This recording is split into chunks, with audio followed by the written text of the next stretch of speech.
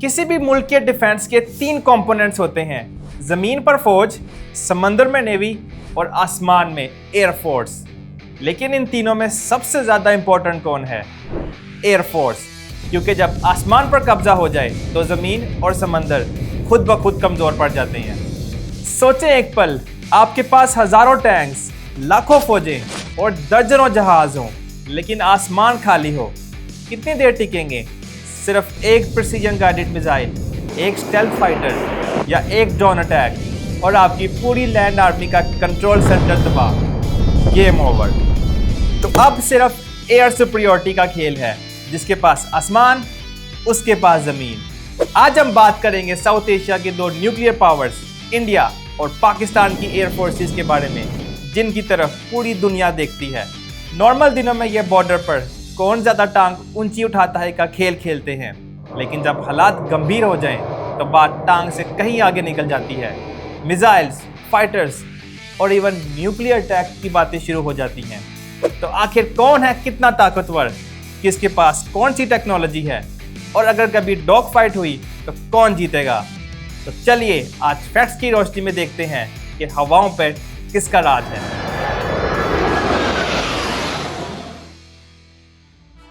सबसे पहले बात करते हैं नंबर्स गेम पर।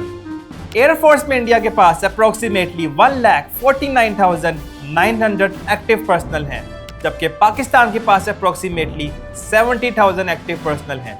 इंडिया के पास टोटल 2,229 एयरक्राफ्ट्स हैं, जबकि पाकिस्तान के पास 1,400 एयरक्राफ्ट मौजूद हैं। ये ओवरऑल मिलिट्री एयरक्राफ्ट्स हैं, यानी ये इंक्लूड करते हैं both fighter and non fighter aircraft. और इनमें अगर सिर्फ फाइटर या कॉम्बैट केपेबल जेट्स की बात करें तो इंडियन एयरफोर्स के पास अराउंड 730 फाइटर जेट्स हैं और पाकिस्तान एयरफोर्स के पास अप्रोक्सीमेटली 452 फाइटर एयरक्राफ्ट मौजूद हैं। दुनिया की सबसे बड़ी एयरफोर्स की रैंकिंग में इंडिया 4th रैंक पर है, जबकि पाकिस्तान 7th पोजीशन पर है। नंबर्स का फर्क तो यहाँ बहुत क्लियरली दिख रहा है, लेकिन नंबर्स ही सब कुछ नहीं होते।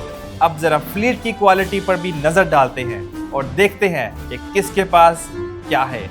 सबसे पहले देखते हैं इंडियन एयरफोर्स के top fighter jets. Top of the list India के पास है सुखोई Su-30 MKI, जो इंडियन एयरफोर्स के बैकबोन है। ये दुनिया के बेहतरीन फाइटर जेट्स में से एक हैं और इंडियन एयरफोर्स के पास अप्रोक्सीमेटली 272 ये जेट्स ऑपरेशनल हैं। रशिया से लिए गए इन फाइटर जेट्स को इंडिया ने काफी अपग्रेड और कस्टमाइज किया है और ये लॉन्ग रेंज, सुपर मैनूवरेबल और पावरफुल रडार के साथ आते हैं। नंबर 2 पर इंडिया के पास आते हैं राफेल, जो दुनिया के most capable multi role fighter jets में से एक कंसिडर होते हैं। इंडियन मीडिया और गवर्नमेंट ने राफेल्स को गेम चेंजर कहा है। IAF के पास करंटली 36 राफेल एयरक्राफ्ट मौजूद हैं और रिसेंटली इंडिया ने फ्रांस के साथ 64,000 करोड़ में 26 राफेल फाइटर जेट्स बाय करने की डील की है। एक्सपेक्ट किया जा रहा है कि इस डील की डिलीवरी 2028 में स्टार्ट होंगी और 2030 तक कंप्लीट हो जाएंगी, जिसके बाद IAF में राफेल फाइटर्स की कुल तादाद 36 + 26 = 62 हो जाएगी। राफेल की खास बात यह है कि ये कैरियर बेस्ड एयरक्राफ्ट है, यानी एक ऐसा जहाज जो एयरक्राफ्ट कैरियर से लॉन्च हो सकता है।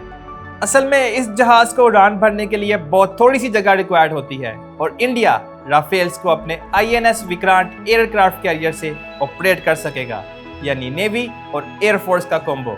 पाकिस्तान के पास करंटली कोई एयरक्राफ्ट कैरियर मौजूद नहीं है। नेक्स्ट इन द लिस्ट है तेजस। इसकी खास बात यह है कि ये इंडिया का अपना बनाया हुआ फाइटर जेट है, जो हाल यानी हिंदुस्तान एरोनॉटिक्स लिमिटेड ने डेवलप किया है। तेजस लाइट वेट फाइटर जेट्स हैं और करंटली इसके मार्क 1 वर्जन के 40+ जेट सर्विस में हैं और अगले वर्जन यानी तेजस मार्क 1A का कॉन्ट्रैक्ट भी 2021 में साइन हो चुका है, जिसमें 83 Tejas mark 1A within 8 years delivers किए जाएंगे। मार्क 1A मार्क 1 के अपग्रेडेड वर्जन्स हैं, बल्कि अब तो तेजस मार्क 2 की भी डेवलपमेंट स्टार्ट हो चुकी है, जो मार्क 1 और मार्क 1A दोनों से मोर एडवांस्ड है। सुखोई, राफेल्स और तेजस के अलावा IAF के पास लीगेसी एयरक्राफ्ट जैसे मिराज 2000, MiG-29 और जैगवार भी मौजूद हैं। ये पुराने ज़रूर हैं, लेकिन ज़रूरत और टूल्स की अवेलेबिलिटी के हिसाब से अपग्रेड किए गए हैं। ये भी इंडियन आर्सेनल का एक इम्पोर्टेंट हिस्सा है। और अब नज़र मारते हैं पाकिस्तान एयरफोर्स के टॉप फाइटर जेट्स पर। नंबर 1 पर है JF-17 थंडर, पाकिस्तान एयरफोर्स का बैकबोन। चाइना के साथ को डेवलप किया गया ये कॉस्ट इफेक्टिव फाइटर जेट है। वैसे तो ये एक पुराना जेट है, बट वक्त के साथ साथ न्यू वेरिएंट्स लॉन्च करके इसको काफ़ी इम्प्रूव किया गया है। JF-17 थंडर में लेटेस्ट ब्लॉक 3 वेरिएंट दिसंबर 2023 में इंट्रोड्यूस हुआ था और इसमें काफ़ी एडवांस फीचर्स जैसे KLJ-7A AES से radar, 3 axis digital fly by wire system और infrared search and track system शामिल हैं। अक्टूबर 2024 तक अप्रोक्सीमेटली 30 ब्लॉक 3 जेट्स डिलीवर हो चुके हैं और टोटल अराउंड 150 JF-17 सब वेरिएंट्स मिलाकर पाकिस्तान के पास मौजूद हैं। PAF का नेक्स्ट टॉप फाइटर जेट है F-16 फाइटिंग फैल्कन। ये अमेरिका से मिले फाइटर जेट्स हैं जो PAF के प्रीमियम ऑप्शन हैं। अप्रोक्सीमेटली 75 इन सर्विस हैं और इनका यूज़ रियल कॉम्बैट सिचुएशंस में भी किया गया है। अब देखा जाए तो F-16 इटसेल्फ काफ़ी पुराना एयरक्राफ्ट है, बट पाकिस्तान के पास F-16A/B ब्लॉक 15, जिसे ब्लॉक 15S भी कहते हैं, मौजूद हैं, जो F-16 के अपग्रेडेड वर्जन्स हैं with upgraded radar and other avionics. J-10C Pakistan air force का नेक्स्ट पावरफुल फाइटर जेट है। ये चाइना से रिसेंटली एक्वायर किए गए एडवांस फाइटर जेट्स हैं जो राफेल के जवाब में लिए गए थे। ये चाइनीज PL-15E मिसाइल से लेस हैं जो पाकिस्तान एयरफोर्स पोटेंट पंच कहे जाते हैं और long range air to air attack की कैपेबिलिटी रखते हैं। पाकिस्तान के पास भी कुछ और लीगेसी एयरक्राफ्ट्स मौजूद हैं जैसे मिराज 3, मिराज 5। ये पुराने ज़रूर हैं, लेकिन अपग्रेड्स किए गए फाइटर जेट्स हैं जो अभी भी सर्विस में हैं। अब बात करते हैं दोनों एयर फोर्सेस की रीसेंट अपग्रेड्स और मॉडर्नाइजेशन पर। दोनों एयर फोर्सेस मॉडर्नाइजेशन की रेस में तेजी से आगे बढ़ रही हैं। इंडियन एयर फोर्सेस अपनी इंडिजिनस कैपेबिलिटीज पर फोकस कर रही है, जिसके सेंटर में है तेजस MK2 डेवलपमेंट। ये करंट तेजस से ना सिर्फ साइज में बड़ा होगा, बल्कि परफॉर्मेंस में भी काफ़ी बेहतर होगा। अक्टूबर 2025 तक इसकी फर्स्ट फ्लाइट एक्सपेक्टेड है और 2027 तक रिसर्च एंड डेवलपमेंट प्रोसेस मुकम्मल होने की उम्मीद है और अल्टीमेटली 2028-29 तक इसे IAF में शामिल किया जाएगा। इस एडवांस फाइटर जेट में powerful GE F414 engine install होगा और 11 वेपन स्टेशंस होंगे जो इसे काफ़ी वर्सेटाइल बना लेंगे। हिंदुस्तान एरोनॉटिक्स लिमिटेड तेजस MK1A जो MK2 से पुराना वेरिएंट है, ये 83 जेट्स भी 2028 तक डिलीवर कर देगा। IAF अपने बैकबोन यानी सुखोई Su-30 MKI फ्लीट को भी अपग्रेड करने की तैयारी कर रही है, जिसमें न्यू एवियोनिक्स और लेटेस्ट वेपन्स शामिल किए जाएंगे। इन अपग्रेड्स के अलावा इंडियन एयरफोर्स ने अपनी ताकत और बढ़ाने के लिए एक और बोल्ड कदम उठाया है। द डिफेंस पोस्ट के मुताबिक 114 मीडियम रोल फाइटर एयरक्राफ्ट खरीदने के लिए एक ओपन टेंडर इशू करने की तैयारी चल रही है। MRFA प्रोग्राम्स के तहत ये जेट्स सिर्फ इंडिया में ही प्रोड्यूस होंगे, जिससे मेक इन इंडिया इनिशिएटिव को भी बूस्ट मिलेगा। और एक और बड़ा प्रोजेक्ट जो इंडिया परस्यू कर रहा है वो है AMCA यानी एडवांस मीडियम कॉम्बैट एयरक्राफ्ट। ये इंडिया का पहला 5th जनरेशन स्टेल्थ फाइटर होगा। मार्च 2024 में cabinet committee on security CCS ने 15,000 इंडियन करोड़ रुपीस में इस प्रोजेक्ट के प्रोटोटाइप डेवलपमेंट फेज की मंजूरी दी है। फर्स्ट प्रोटोटाइप 3 साल में तैयार होगा और फर्स्ट फ्लाइट 2028 तक एक्सपेक्टेड है। एरो इंडिया 2025 में इस फाइटर का फुल स्केल इंजीनियरिंग मॉडल पहली बार पब्लिकली दिखाया गया था। इस फाइटर की मैस प्रोडक्शन 2033-34 तक शुरू होने की उम्मीद है। दूसरी तरफ पाकिस्तान एयरफोर्स भी अपनी कैपेबिलिटीज को इनहेंस करने में लगी हुई है। JF-17 थंडर जो PAF का बैकबोन है, उसका लेटेस्ट वेरिएंट ब्लॉक 3 ऑपरेशनल हो चुका है। इस वेरिएंट में AES से रडार, एडवांस एवियोनिक्स और बेहतर वेपन इंटीग्रेशन फीचर्स शामिल किए गए हैं। अक्टूबर 2024 तक अप्रोक्सीमेटली 30 ब्लॉक 3 जेट्स डिलीवर हो चुके हैं और अब टोटल 150 JF-17 सब वेरिएंट्स मिलाकर पाकिस्तान के पास मौजूद हैं। PAF ने नेक्स्ट लेवल की मॉडर्नाइजेशन के लिए PFX अल्फा प्रोग्राम लॉन्च किया है। इस इनिशिएटिव के जरिए पाकिस्तान एयरफोर्स अपने फाइटर जेट्स के रडार और एवियोनिक्स को और अपडेट करेगी और इंडिजिनस मिसाइल्स भी इंटीग्रेट करेगी। एवियोनिक्स के साथ साथ वेपनरी में भी सिग्निफिकेंट अपग्रेड्स देखने को मिली हैं। पाकिस्तान ने अपने JF-17 ब्लॉक 3 और J-10C फाइटर्स को Chinese PL-15E long range air to air missile से लेस किया है, जो मॉडर्न एयर वारफेयर में गेम चेंजर साबित हो सकते हैं। इन मिसाइल्स की रेंज काफी ज्यादा है, जो PAF को एरियल एंगेजमेंट्स में एज दे सकता है। पाकिस्तान के डिफेंस मॉडर्नाइजेशन में सबसे बड़ा कदम है चाइनीज FC-31 या J-31 स्टेल्थ फाइटर्स को हासिल करना।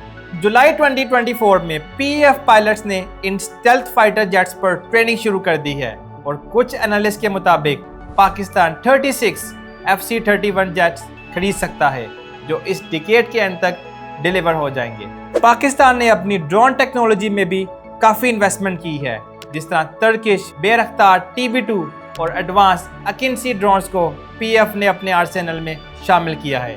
2022 में 44 PAF पर्सनल ने टर्की में अकिंसी ड्रोन्स के लिए ट्रेनिंग कंप्लीट की थी। पाकिस्तान ने Chinese Wing Loong two drones भी हासिल किए हैं, जो सर्वेलेंस और स्ट्राइक मिशंस के लिए इस्तेमाल होते हैं। इसके साथ ही पाकिस्तान इलेक्ट्रॉनिक वॉरफेयर सिस्टम्स में भी हैवी इन्वेस्टमेंट कर रहा है, खासकर AES से रडार जैमिंग कैपेबिलिटीज में, जो मॉडर्न बैटलफील्ड में किसी भी एयरफोर्स के लिए एक क्रिटिकल कैपेबिलिटी है।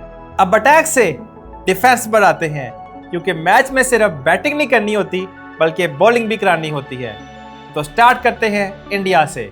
एयर डिफेंस में Russian S-400 Sudarshan system India का सबसे ताकतवर वेपन है।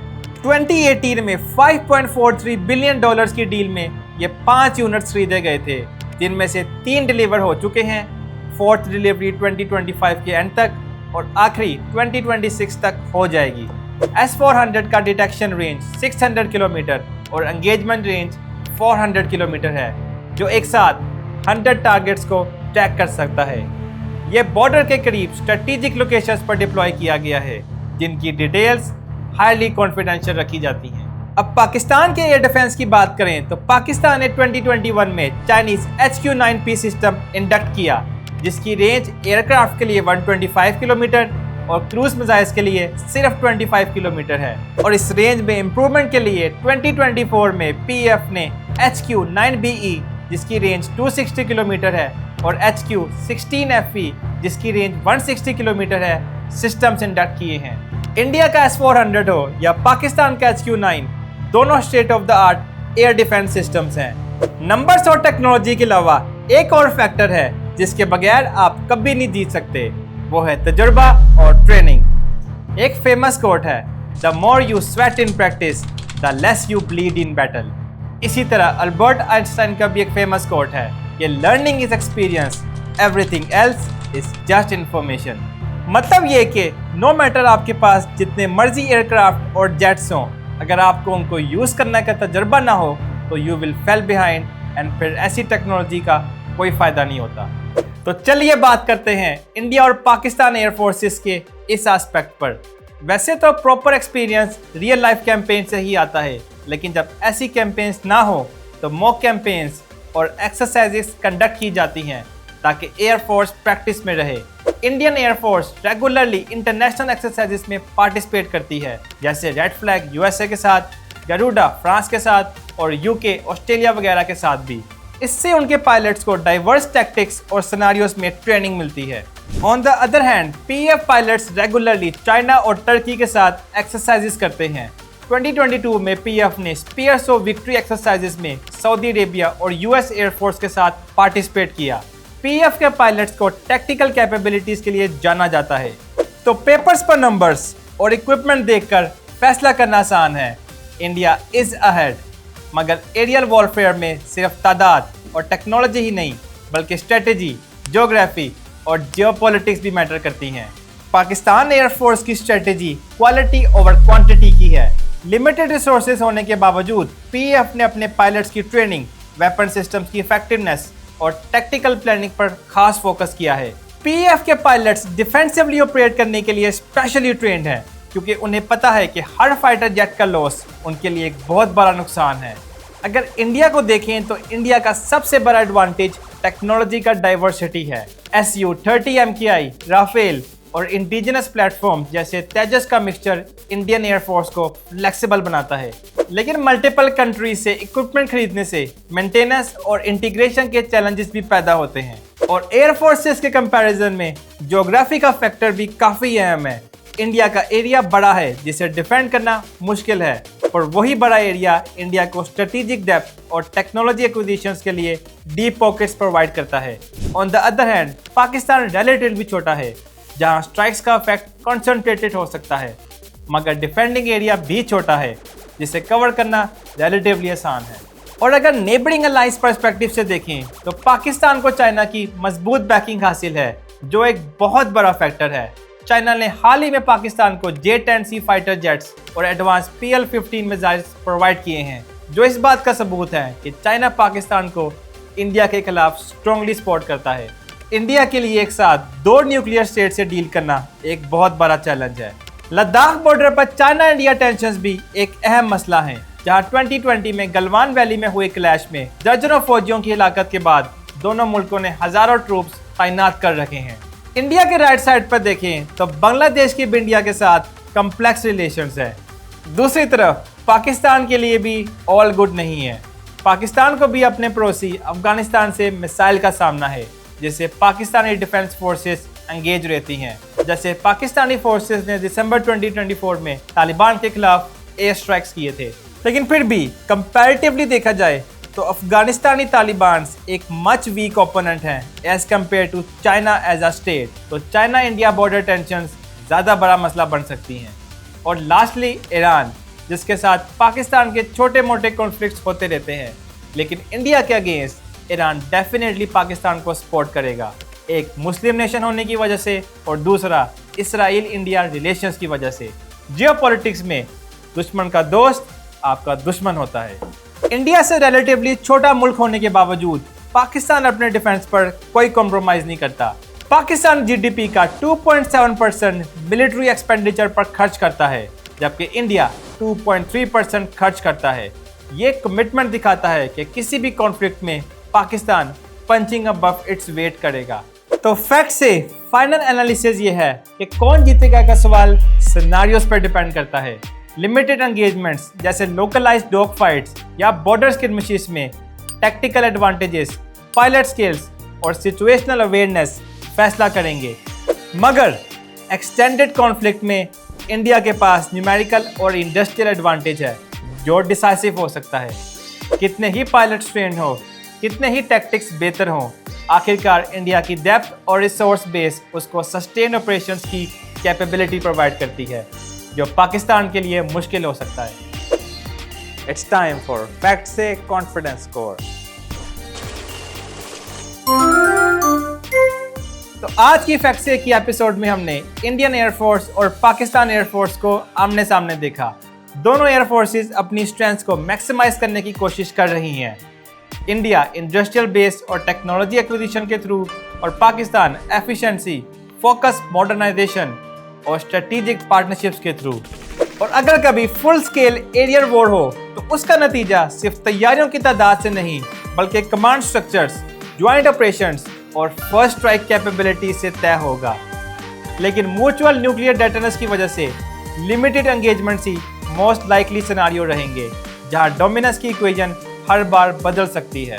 क्योंकि एक बात तो तय है, जंग में तबाही दोनों तरफ ही होगी, खासकर जब दोनों मुल्कों के पास बराबर के न्यूक्लियर वेपन्स भी हों। बॉर्डर्स पर एक दूसरे को नीचा दिखाने की कोशिश, फाइटर जेट्स की तादाद बढ़ाना और एडवांस मिसाइल्स खरीदना, ये सब सिर्फ डेटरनेंस तक ही रहें तो बेहतर है। ये इंडो पाक राइवलरी क्रिकेट मैचेस और बॉर्डर पर टांग ऊंची उठाने तक ही अच्छी लगती है। इससे आगे अगर बात चली जाए तो किसी को कुछ हासिल नहीं होगा। जैसे डेसिडेरियस एरास्मस ने कहा था, war is delightful to those who have had no experience of it। मिलते हैं अगली वीडियो में फैक्ट से के साथ।